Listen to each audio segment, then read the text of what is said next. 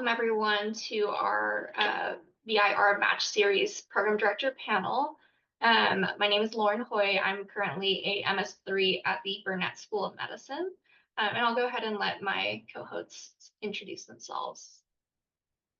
My name is Sandra. I'm an MS3 undergoing a research here at UNC currently. Hi, everyone. My name is Lasia Dagmati. I'm an MS2 at the University of Missouri, Kansas City. Great. Well, thank you everyone for joining us. We'll go ahead and introduce our wonderful panel of program directors now. So first off, I'd like to welcome Dr. Joanna Key-Sampson. She's currently an associate professor of radiology and the program director of the integrated IRDR residency at the University of Florida, Jacksonville. She's also a board member of the Association of Program Directors in Radiology.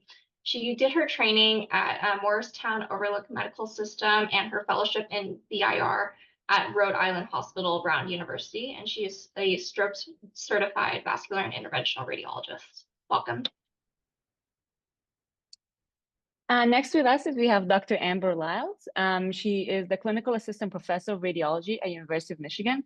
She's also the associate program director for the IRDR integrated residency. She did her VIR training at University of Michigan, and she's also an aortic endovascular specialist. Next up, joining us is Dr. Quinn Meisinger. He's an associate professor of radiology at UC San Diego. He's also the program director there for the IRDR integrated residency. And he did his training in UC San Diego for radiology and his VIR fellowship at UPenn.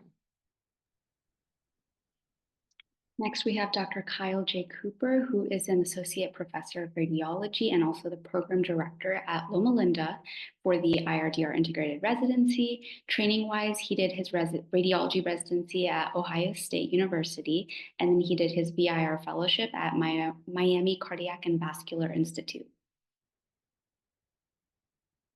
Our last speaker is Dr. George Bhattacharjee, who is the associate professor of radiology and also the program director of VIR residency at VISLA. And then training-wise, he did residency at the University of Chicago and then fellowship in VIR at UCLA.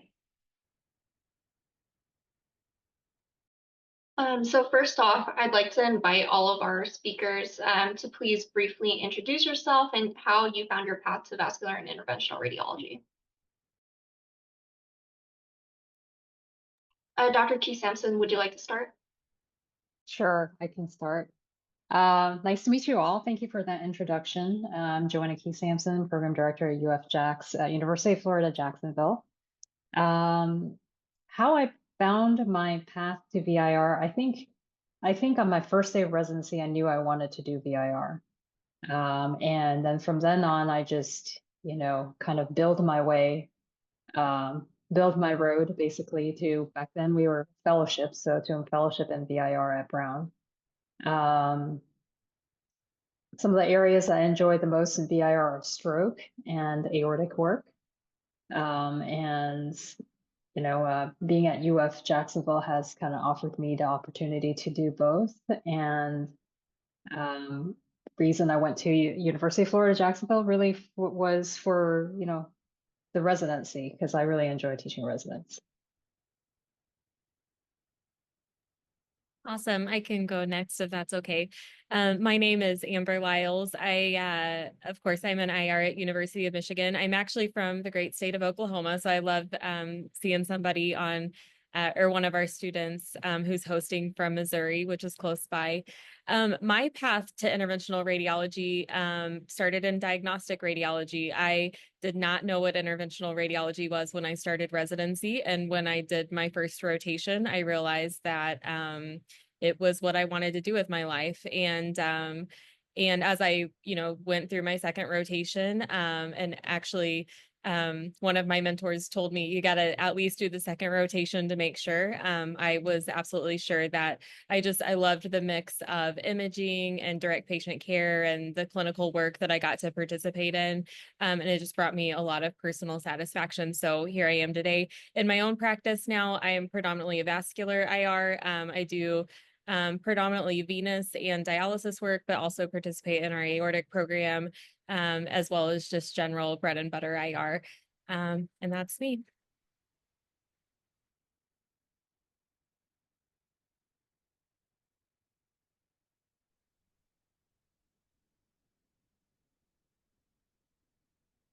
Is Kyle, or yeah, there's Kyle. Okay. No, I just walked in out of a case. So what's the question? Introduce myself? Yes, exactly. Okay. I'm Kyle Cooper. I'm the program director for the IR DR integrated and IR independent residency programs here at Loma Linda University in Southern California. I've been here 7 years, and yeah, similar to Amber, my clinical focus is vascular, which was kind of born from my program, or sorry, my fellowship program at Miami Vascular, and then my first few years in practice at the University of Michigan, which is where Amber is now. Having been one of her attendings years ago, that was kind of a continuation of my fellowship. Our program. Are we talking about our program at all, or just talking about who we are? Who you are? Okay. I'm a competitive cyclist on the side. I try my best to spend as much time riding my bike as I do doing interventional radiology. This is the best field in medicine. I'm still very happy I chose this. And yeah. Right. I'm Joji Vaticacheri. I'm the PD for the Vascular Interventional Integrated Residency KPLA. I got into VIR kind of through surgery, thinking that surgery was too invasive and long recovery. And now I like the VIR. I also have an interest in aortic work and CLI and limb salvage, but also HCC and other things. But I like the diversity, scope, and breadth of VIR, and it's kind of clinical integration now, which I think is very rewarding. I'm sorry I can't get on camera yet, but I'm Quinn Meisinger. I, like I said, did my residency at UCSD, and then I did my fellowship at Penn. I sit on the board of directors for APDR with Joji and Joanne. And my specialty is mostly peripheral arterial disease and leading a PE team. And outside of that, I've been doing the residency director stuff for about 6 years. And my only job's really been at UCSD since fellowship.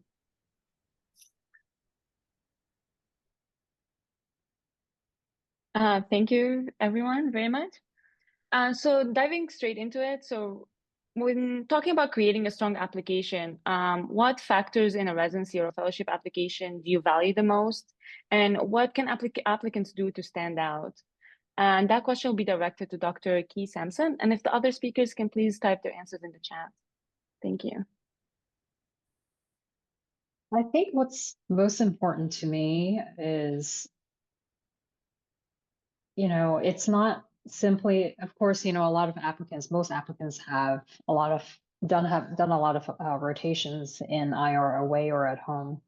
But the most important thing to me is, what did they do during those rotations, right? If it was a lot of observerships, like 4 observerships are not quite the same as 4 really heavily involved rotations where you're taking call with the residents, you're doing consults, you're spending some time in the clinic, so you really understand what the VIR does.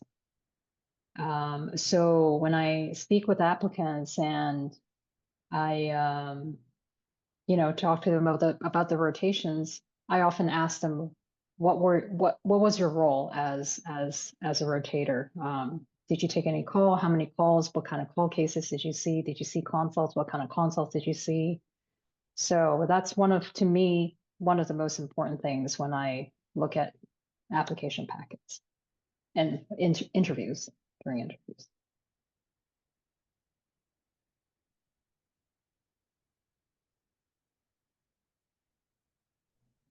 Sounds good. Thank you so much for that. Next question we are going to direct to Dr. Lyles. What common mistakes do applicants often make, and how can they avoid these mistakes? Well, as I wrote in the chat, I think, everybody has a different application, and there's going to be applicants that are very strong in research, other applicants that are very strong in, volunteer activities. And so for me, and this may not be true for everybody else, but there are certain characteristics of an applicant that I really want to see in the application. And a lot of that revolves around like work ethic, interpersonal skills, and ability to communicate with others. And then of course, interest in IR. And so for me, as I'm looking through the application and, maybe you have like a longitudinal research project that you've done with a mentor, I'm looking to see, have you demonstrate, like, what kind of work ethic have you demonstrated in that? Have you demonstrated follow through? As I'm reading your dean's letter, I'm looking for, things that speak to your ability to communicate with others and work on a team. So when I think about like what, kind of what are the pitfalls, for me, it's not showing those kind of characteristics in the application. Because I find those, those are the characteristics that I want all of our residents to have to be successful. And then, of course, I think we've already seen in the chat here, interest and passion for interventional radiology. I was a person who came to interventional radiology as a diagnostic resident, so I understand that not everybody is exposed to it early, but I think that having a story that makes sense as to why interventional radiology, and I think that's very important.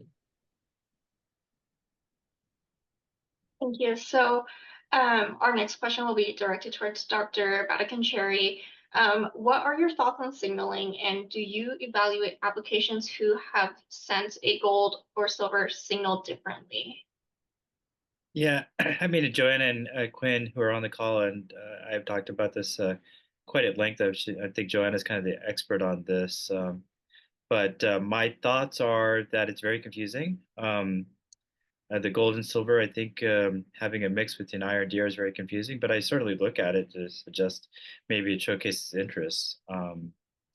But I do agree it's a little confusing. I don't know if Joanna has any comments because I know you've thought about it a lot as well.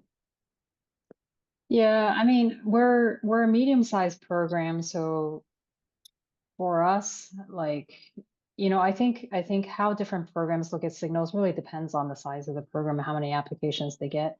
So for us, we're kind of a medium-sized program, so signals are important to us. It does help us kind of decide, who to interview over maybe somebody who didn't like signal us. But that's not, again, it's not really the end all be all for us. Like we also interview people who don't signal us. I imagine probably like some of the larger programs, maybe with a lot of signals, may only invite people to interview if they got a signal. I can't really speak for all programs, but for us, we start the way I go through the applications. I go through the people who signal us, and then we also interview, in addition, people who don't signal us because we don't get a lot of signals because we're kind of a medium-sized program.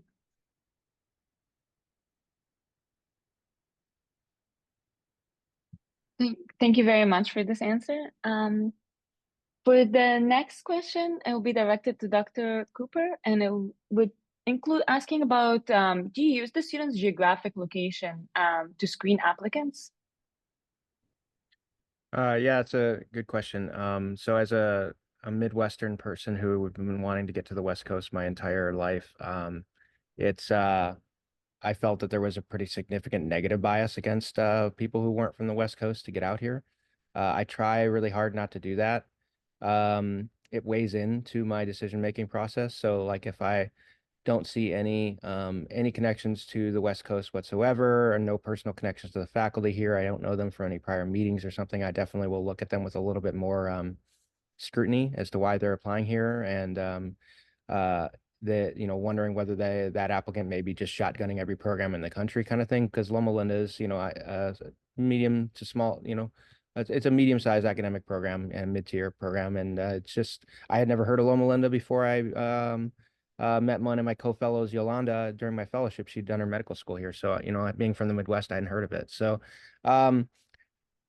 given a program of our size and type, I think that you have to at least, it has to weigh in partially. So similar to signals, I will sort applications into piles.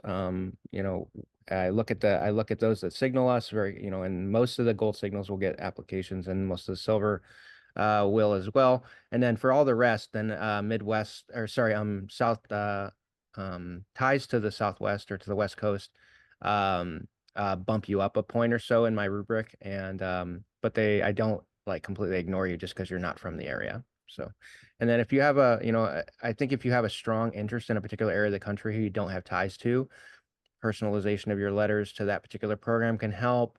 Having your faculty reach out to anyone who they know at that program to get you an interview if you don't get one initially can help. There are a lot of reasons why people may want to live in Paradise.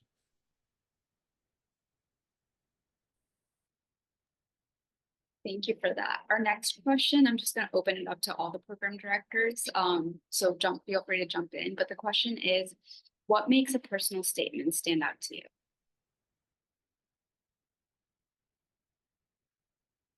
First of all, don't write it with AI. Put a Second personal that. voice. Yeah, like I think most of us can figure out if something is written by AI because it has very particular language. So like, for example, ChatGPT has very specific vocabulary it likes to use again and again. So I think we can tell. We really want to see personal statements that really tell us who you are, put a personal touch to it, not a kind of like a generic personal statement. If you have overcome some difficulties and challenges in your life and your journey to medical school, absolutely put that in your personal statement. We want to know who you are. I used to always say that the personal statement should just kind of address why you're interested in that program, usually towards the end. But now the changes of ERAS have allowed you to add some color to usually why you're applying to the program or what you're specifically interested in. But I still find it to be very helpful to, one, talk about who you are, hardships you've overcome, and then number two is to kind of talk about, for me, such as why UCSD or the area. Yeah, I agree with Quinn. For me, it's about knowing who you are, why you have an interest in interventional radiology. I love it when personal statements are tailored for University of Michigan. I think when people take the extra time to do that and save it and carefully upload it, I know that takes a lot more work on their end. I am a real stickler for grammar and usage. And so when I see mistakes, spelling mistakes, those like are in my mind because as a interventional radiologist, one of our most important things is to communicate with others, whether it be our patients or referrers. And I think communicating well in the personal statement is important. I think that's about it for me.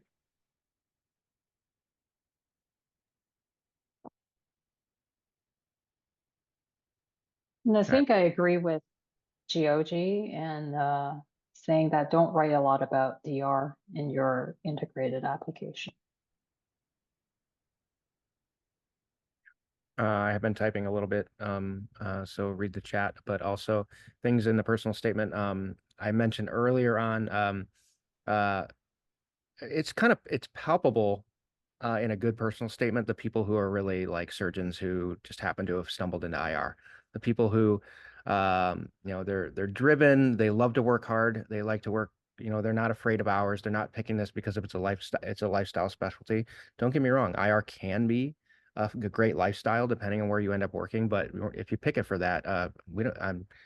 Maybe I can speak for only a couple of us on this panel, but that's not who I'm looking for in my program. I'm looking for someone who's coming here to work hard and to learn everything, because it's a very big field. And so I think people that can kind of demonstrate that work ethic, that grit, that determination, passion for minimally invasive therapies that have, a wide variety of procedural types. I think that stands out in an application. And then, yeah, overcoming adversity is a big one. So, whether that be, red flags, as I just mentioned, or adversity early in life, I don't necessarily hold it against people if they were born with a silver spoon, but I definitely, the opposite is not true. I definitely will, give you some bonus points if you struggle to get where you are, and still come out on top like you are. Thank you all for your responses. So our next question is open to the panel. What can students do to excel on sub-internships and away rotations?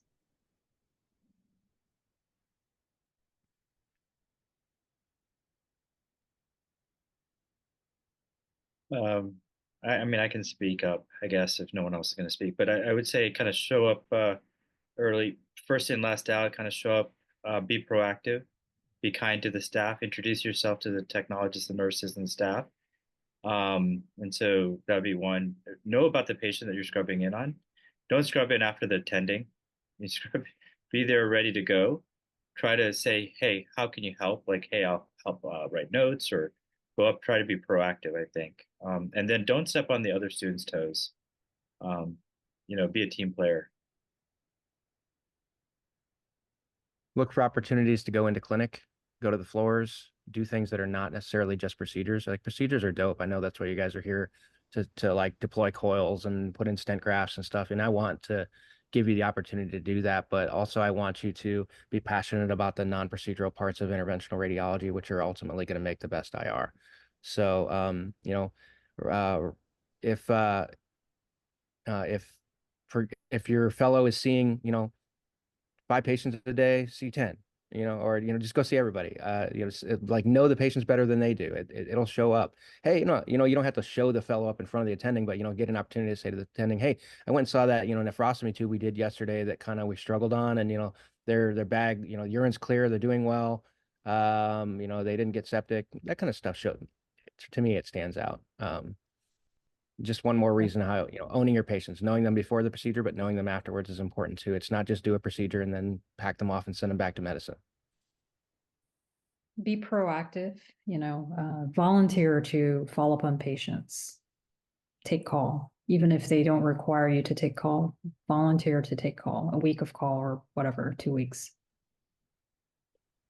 Yeah, and I didn't get a chance to say this earlier, but I really consider an away rotation with at an institution like UCSD, where that is probably the top tier. So I rank that above signals in terms of your interest in the program. So if you're coming, spending the money, taking the time to come to the university and actually spend some time with us, I consider that above signals in my opinion. So I really favor those med students who really spend the time with us. So in addition to everything they said, right, it is a showcase. It is, let us know who you are. Do you fit in?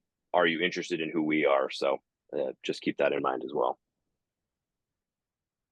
I don't have much more to add. I love the CCC clinic consults, catheter time, and everything else all of you said. And I totally agree with Quinn. It is basically a month-long interview with us, and it'll make it or break it for you.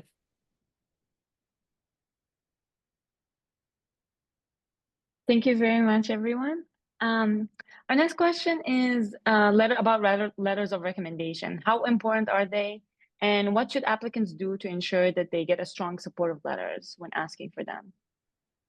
And it's open for everyone. Don't have them all be from interventional radiologists. That's so it's highly unlikely that you have connected with that many interventional radiologists that well.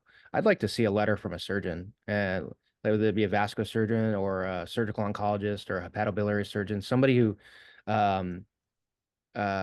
everybody rotates with, and you stood out as a future interventional radiologist in the eyes of that person. I think that personally is something that resonates well with me, because a lot of us wanted to go into surgery and then we found another path, but that doesn't mean I consider myself a surgeon. I just happen to be a radiologist as well.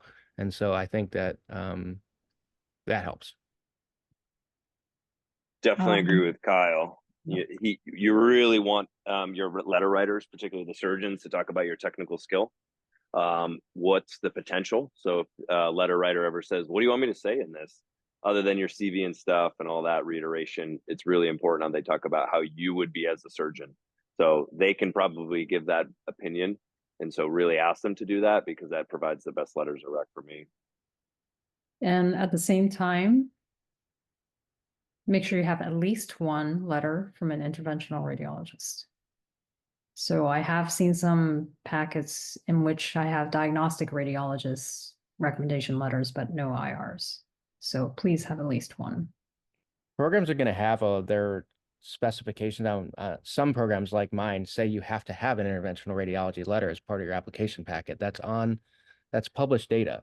So if you don't have one, I just throw it in the garbage. So, I mean, you got to read the application requirements. Yeah, and we don't have any application, we don't have published application requirements, but just common sense, right? If you're applying for IR, make sure you have at least one IR letter. Yeah, I mean, I think we're still trying to figure out how to, we're growing in the APDIR as to how to do this right. So we're learning from our surgical colleagues. They've been doing surgical sub-Is for years. We're recognizing some of the dropouts we've had and how to recruit differently. I think all of us are kind of figuring this out as on the fly. But I do agree. What I have noticed, if a surgeon tries to recruit you, I've followed some of these people that I've tracked, they tend to do well, So when they say, I really try to convert them to vascular surgery or surgical oncology, whatever, that's usually, you must have performed quite well and really been into it for them to say that. Anyway.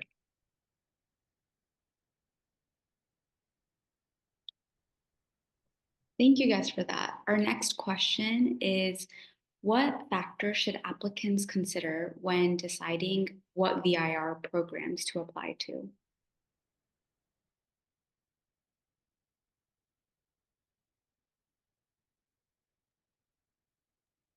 You have to want to live in the Inland Empire. It's the best part of California. It's half the price of what it is in LA. Come here. Just kidding. I think ultimately, I think a variety of case mix is important. So I think programs that don't have a lot of vascular experience are kind of more common than not. So programs that have that, I think, should stand out to you. Even if you don't want to do vascular, the best interventional oncologists have good vascular skills. Whether, okay, great, you can get a microcatheter out to a tumor and embolize it, but you can't cross a simple stenosis or occlusion. I mean, those are the skills you often learn in the peripheral arterial disease space or the venous space. So make sure that you have a good variety of cases. Now, let's say your program doesn't have this one type of procedure. Like you don't do a lot of prostate artery embolizations, but you do everything else. Okay, well, that's every program. Every program is going to be missing one or two things. There is no perfect program, but look for breadth. Make sure that they have clinic. Make sure that they follow their patients, and that procedures aren't just something that prints out on a printer and then they just do it. You want a full consultative service. Ideally, they admit to their own service. Not everybody does these days, with hospitals being so willing to take patients onto their own services. As long as they're following those patients, regardless of who admits them, I'm still okay with that. But Vatican Cherry may have another opinion on that. I've been on both ends of that gamut where we admitted like 50 patients on my service at Miami, and we admit very few on our service here, but we see them all. And so I think those are the big things I looked for. And good diagnostic training. Sorry, that's the other thing. The best. I don't want you to focus too much on that, because I think most programs are going to give you a decent diagnostic education, but don't discount it. It's important, and I think if there's ability to do solo call overnight, so you can grow early and be able to make a call early on a diagnostic finding and not have an attending overreading you 10 seconds later, I think that also will make you stronger.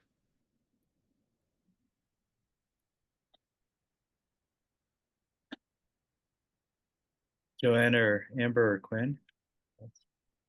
When it comes to specifically relationships with the DR program is a big thing. That's really hard to get from interviews, but that's really a really important thing. Is what is the relationship with the IR and the DR programs? Are you going to get really good DR training? Are they going to see value in you as an IR resident? Is there going to be animosity with you as an IR resident? Believe it or not, there is kind of quite a lot of difference of opinions on the kind of the integrated IR residency and training. So that's a really important key. It's hard to say. I would actually honestly talk to any IR program director and IR resident what their kind of DR rotations are like when you come for interview day, and even when you meet them at SIR or anything like that.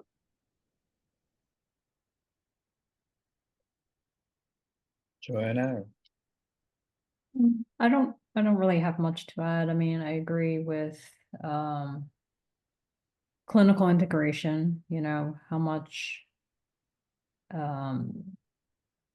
I think by now most integrated IR programs have clinics, but you know, like how like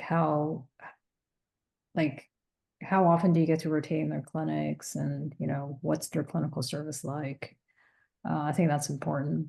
And then, you know, DR, I think most programs you get a good training, good basics in DR anyways. I mean, I think, you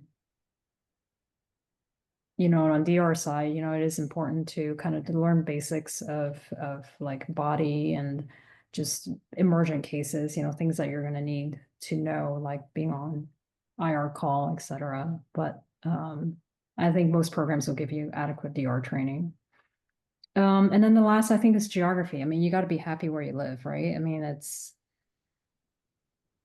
you're looking at, if you're looking to stay in the same place for an intern, you're looking at 6 years total. So if you're unhappy somewhere, it's going to affect your training.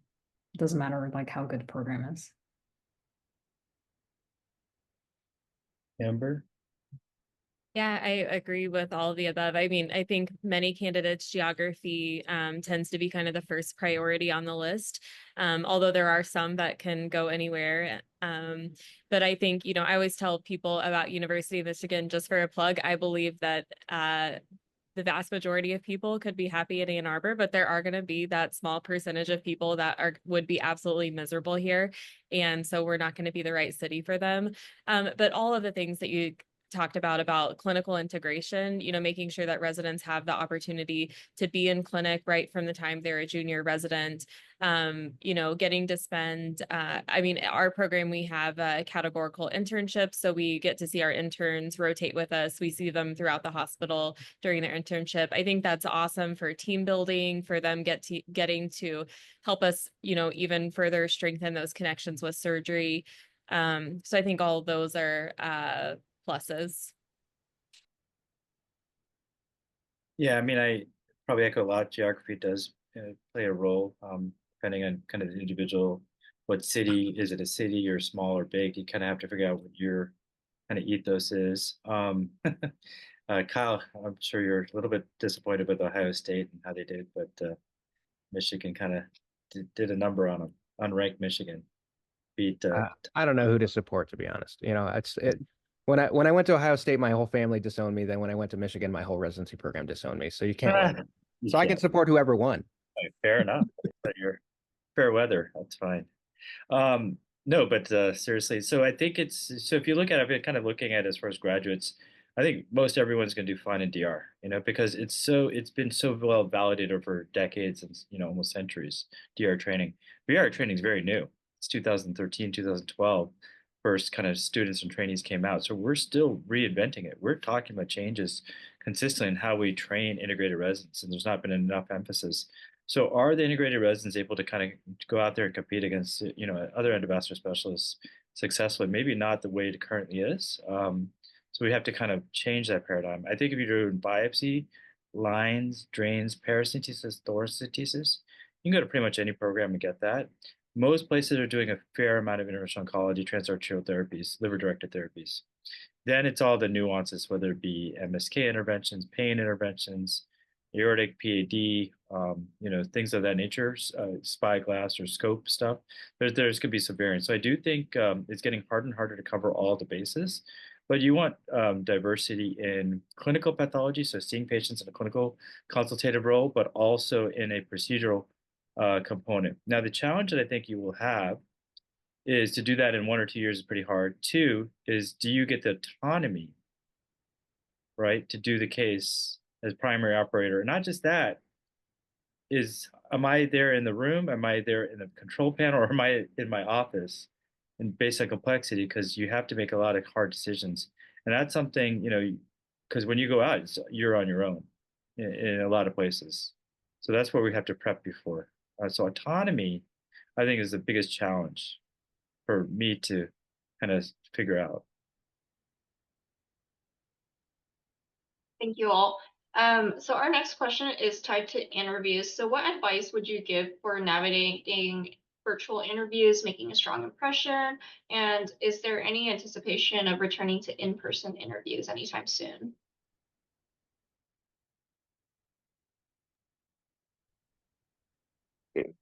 In-person interviews, love that. I think a lot of us, I think a lot of other programs that are surgical subspecialties have started shifting towards in-person interviews. They feel like they get a better understanding of an applicant.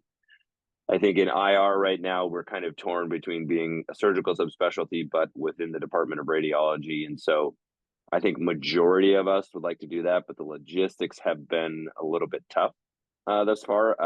We are working on it.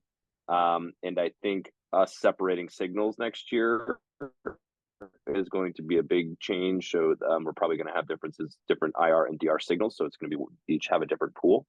And that might just allow us to have a little bit more flexibility. And but it is a kind of a departmental thing. Yeah, Joji's saying some interesting thing in there. And then if I was going to really pin down in terms of interviews, it's of course it's kind of cliche to say, but be yourself. I like when you have cool backgrounds or something that talks about you. Some people have like a guitar or some interesting piece of art or something that's valuable to them that maybe can kill some dead time if you're talking. But honestly, it really is just be yourself and express that you like IR and also be able to say why you are interviewing for that program. So my first question is always, well, so why UCSD? What are you doing here? Why are you here? Many times the policies as to whether or not you can interview are set by the university. In my case, it's a university-wide policy that there's still no in-person interviews, which I think is stupid. And I may just start ignoring them at some point. But just so you know, it's not for lack of wanting to see people. I would much rather than be sitting in my office. Where it's a beautiful part of the country and be easy to sell the program if you can be immersed in the culture. But it's not always up to us. One recommendation I give kind of jokingly, because I'm assuming many of the students on this call are from the West Coast, is that don't do a interview for Michigan at 7 a.m. Eastern time, because that is way too early, in my opinion, for you to do well. That's 4 a.m. on West Coast. We have a couple that occasionally will not do super well on the interview. And then we realize it's like they're literally waking up at 4 a.m. So I think, you want to make the situation such that you can do your best. And just like Quinn said, we want you to be yourself. I want you to come prepared to answer the question about why our program. But also, and so be prepared and articulate in that, but not, so prepared that you're robotic. And then as far as in-person goes, similar to Kyle, we are kind of mandated by the university that we're at, that we are still virtual. I don't know that this may be another question coming up, and I don't know what it's like where everybody else is at, but we are actually having a second look at University of Michigan this year.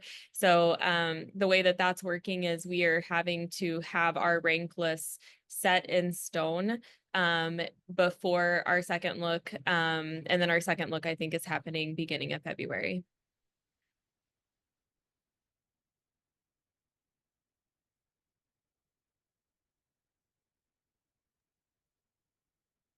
Yeah, I don't have much to add. I don't know, Joanna, do you have anything? Yeah, not much to add. Are you guys doing second looks this year? We are doing it too. Not this year, maybe in the future. Let's see how you guys like it. Yeah, we're telling the applicants we're going to be solidifying our rank list before they come, so it's more of an optional thing rather than something that's going to affect their ranking. 4 a.m. interviews are definitely tough. Give us feedback at APDIR how it goes.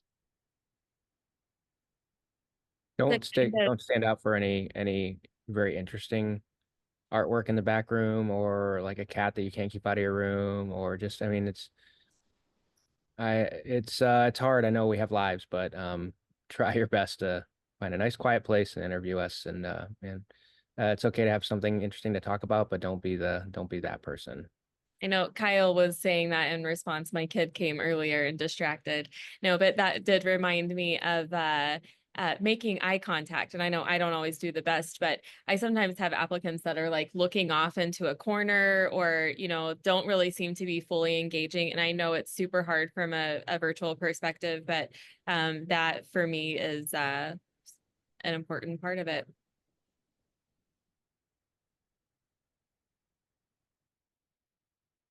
Thank you, everyone. Our next question is for students who discover IR later in their journey. What steps can they do to strengthen their application and make themselves stand out?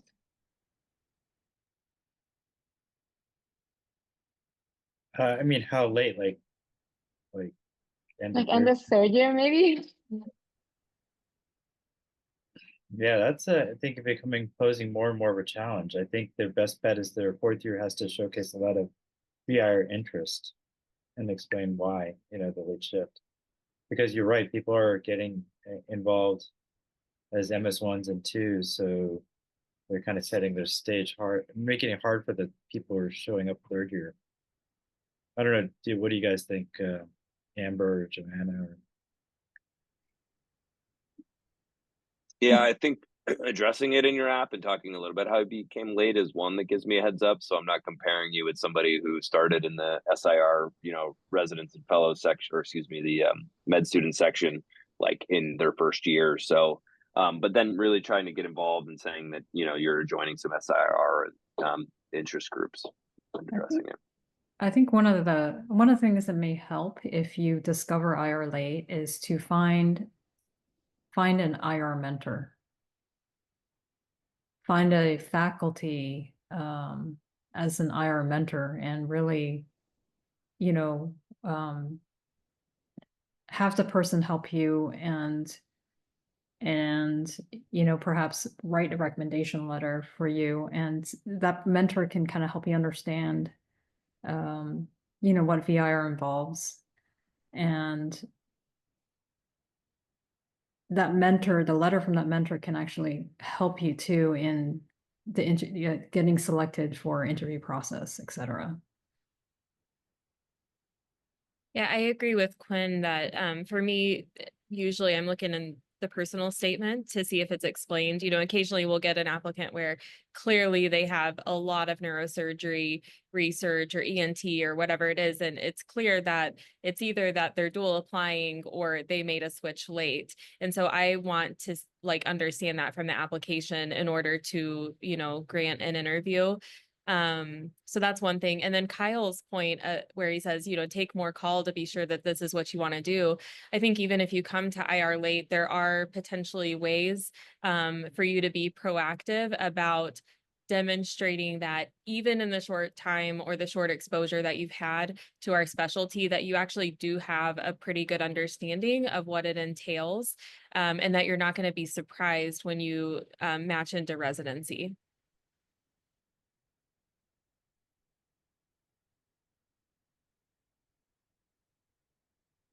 Yeah, I mean, I kind of echo that. I think you have to know what you're getting yourself into. And so if you don't have enough exposure, and I certainly can get the exposure fourth year, but if you don't, then you will be unhappy as a trainee, thinking that it was like surgery light. I have seen that, unfortunately, and heard of that.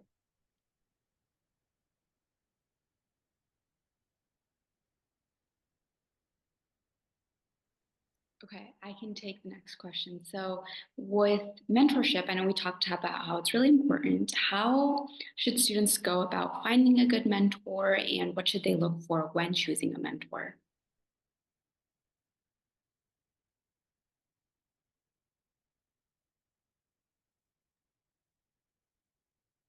Georgie, does the RFS have kind of a network of mentors for people in the RFS? They used to have a pretty robust mentorship. It's kind of gone awry with kind of the leadership at CERT, but there is this formal mentorship program. So you can use that, but Quinn, maybe that's something, and Joanna, we need to reinvigorate. So as we look into the next few years, but it was there. It was pretty robust with RFS and PDs, et cetera, and the SR mentorship program. We just probably need to put some energy into it again.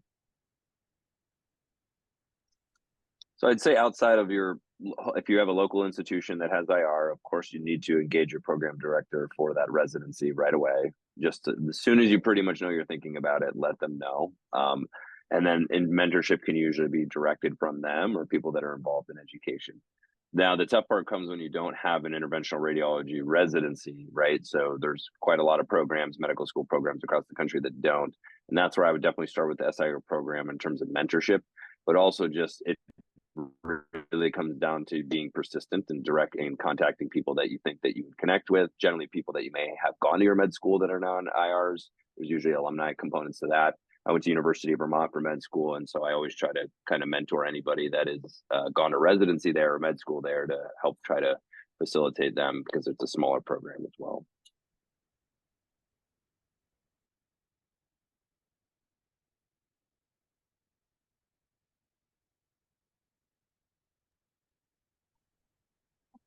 So I know we're coming towards the end of the hour. I want to be respectful of everyone's time. Would all of our program directors kind of give your final thoughts on any last advice or anything that you wish you had known before entering the field, before we open up the floor to questions? I guess I can start. I'll start by saying, thank you for spending an hour of your time tonight with us.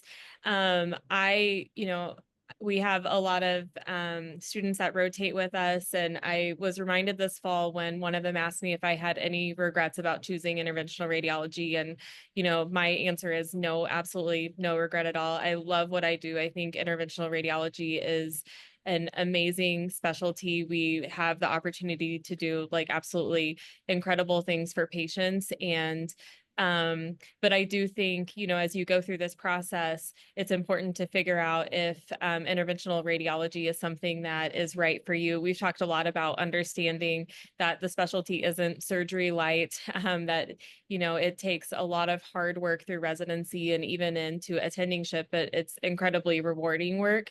I think any of us, as you go along in the process and figure out if interventional radiology is right for you, I think any of us would be very happy to, help along the way, provide guidance from a program director standpoint about like what might help you to figure out either if interventional radiology is for you, or once you do figure that out, how can you make that happen?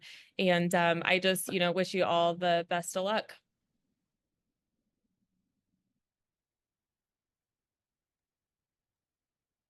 Definitely be concrete in your interest in IR. I think I regret that when I was going through, as I was trying to be, oh, what if DR might be right for me, but I kind of always knew IR would be right. What is the best choice for me?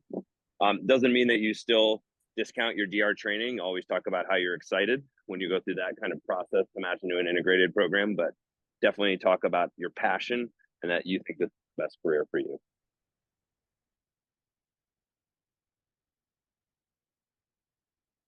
Joanna? I think I just want to echo what everybody else is saying, is just really understand what VIR is as much as you can and make sure it is what you want to do. And it is definitely not surgery light. It's a great specialty. I would never choose anything else if I were to do it again. But it definitely is a very different lifestyle than diagnostic radiology. So just, make sure you know what you're getting into. Kyle? I think I'm not a huge diagnostic radiology fan. I liked it in residency though. I think that if you completely hate imaging and you like fluoroscopy, but you can't stand looking at CT scans, or you don't think that a double contrast barium enemy is kind of cool looking, I think that that's maybe this isn't the right field for you either. I think it's a big part of what we do. I mean, less and less these days. I feel like our specialties are separating, but you still have a lot of months of DR that you have to well, some would say suffer through on your way to interventional radiology. So I think that's an important thing to be sure of as well. Um, I think um, from an application standpoint, I think if you aren't hearing from a program and you really want to be there, I do take it into account if you reach out specifically for a good reason as to why you really want to be here. We put you to, I would usually put you on a wait list in that case if I've already filled my slots. And so, keep that in mind. Um, just don't shotgun every hospital, every single program director you didn't get an interview with for that. I hope you guys I'll find dream programs. I think ultimately I tell everybody who comes through my department that while I'd love for you to come to Loma Linda, I want you to go where you're happiest because that's where you're going to become the best interventional radiologist. And so if that's not with us, that's fine. But I hope you find the right place for you. And everybody who took the time to listen to us drone on and on, thank you for doing that as well. I mean, I can echo a lot of it. I don't know if you have to. I mean, I did like learning and understanding stuff, but I didn't like to sit and read films. I realized that as when I was reading hundreds of radiographs that were a decision was already made, I didn't feel like I was having an influence on society. So I was like, why did I do all this? If I was just trying to make a buck, could have gone into something else. So that was, I think, disconcerting. There's very few initial, when I started, there wasn't as many jobs that were 100%, and certainly not clinic. So that was something I was not ready for. Now I recognize it's an issue, and building clinic infrastructure takes a lot of effort and a lot of hard work and effort, and we're growing that. We're getting more dedicated time. We're getting more clinic space. We're getting more office hours for all of us throughout the country, and there's more and more jobs that are growing. But I think that's the one caveat. I mean, if you like imaging, there's a lot of procedural fields: mammography, body, MSK, and I would encourage you to kind of pursue those. If you like kind of the surgical things, some of the endovascular stuff that really only the VIRs can do, or I think this is a great field. And I do like the fact you could pivot, from one kind of space to another a little bit more so than most other specialties. I think there was one question about difference in independent and integrated, what you're looking for. I don't know if anyone's independent and integrated. Is there any difference in what you're looking for?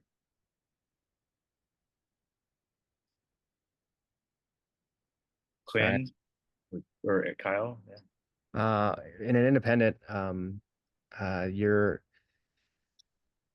well, and I'm looking for a lot of the same basic characteristics, but an independent person who finds their way into IR is going to be probably more commonly disillusioned with radiology and found that they're going in another direction with their life.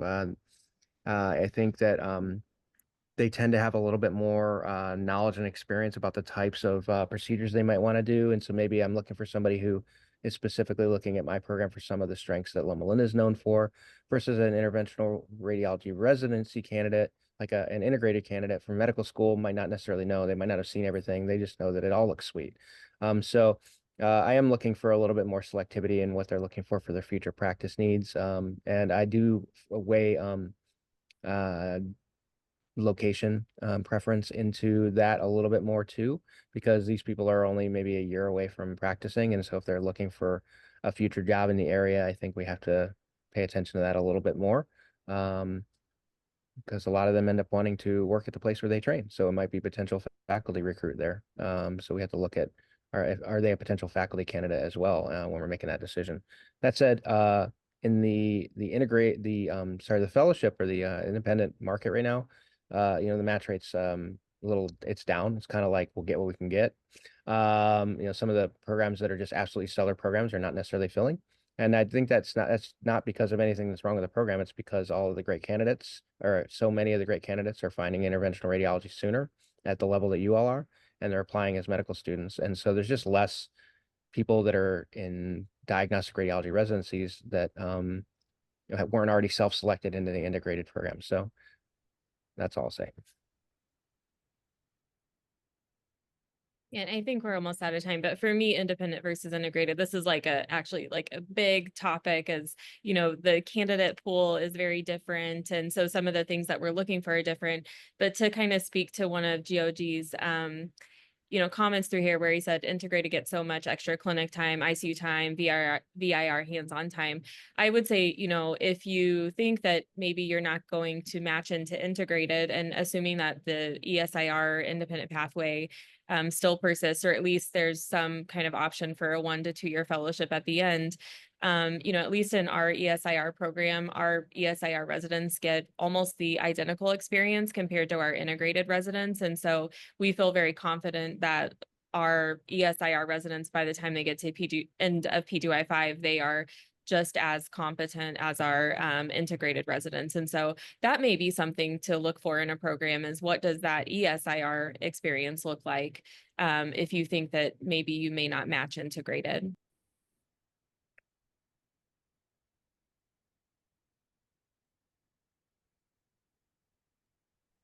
There was just one last question in the chat about away rotations. And the question was, is it recommended to try to do most of your away rotations before residency applications are due?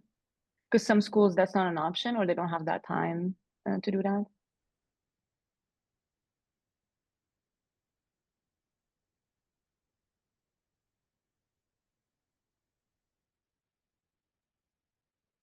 Quinn?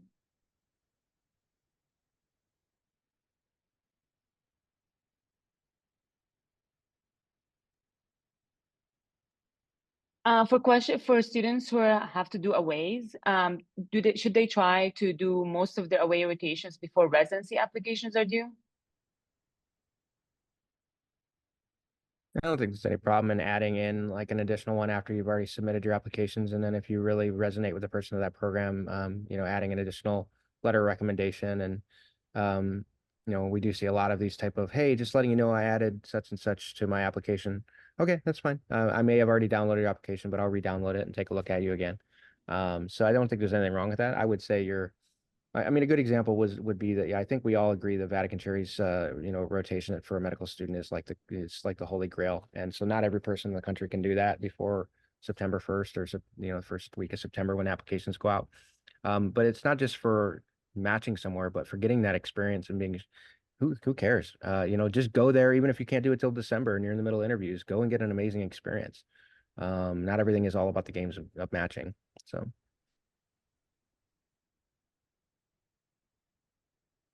Yeah, I mean, I kind of echo the fact that, you'll often we'll ask what rotation you've done, and it's just the experience you get, right? It's just the knowledge acquisition you get at that different rotation matters. So we have people come in late.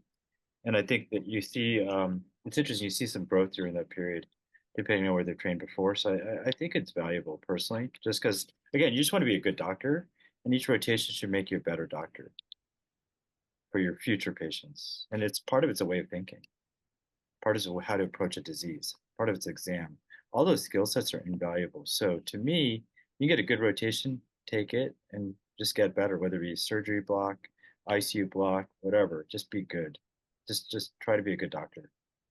I agree with Kyle 100% on the unit sub-internship. Don't skimp on that. Patients will suffer in that intern year if you don't.